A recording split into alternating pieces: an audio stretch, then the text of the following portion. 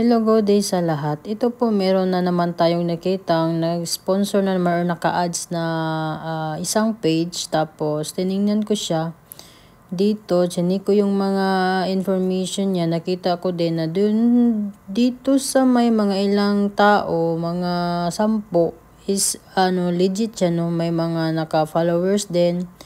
Tapos, marami ding Tapos, pagkatingin mo dun sa mga ibaba naman is din naman siya, para siyang mga din na fake account din, no, na mula din sa isang lugar din, no, naka-fake account siya lahat.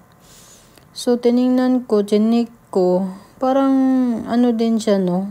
Kaya careful talaga tayo lahat, no, kung anong mga bagong scam ngayon na lumalabas, kasi ako talaga na-try ko na talaga, no, na nag-email ako tapos nag-send money ako agad. Tapos yun pala is scam pala siya, no, at hindi niya nag-reply sa akin, tapos binlock ako, no. Kaya aware talaga tayong lahat kung anong dapat natin gawin, kasi kapag na-send na natin yung money natin, wala na, hindi na natin tapos iba-block na tayo, no.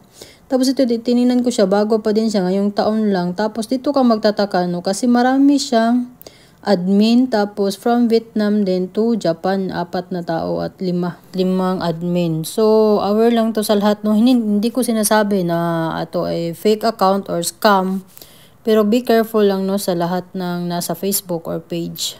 Thank you.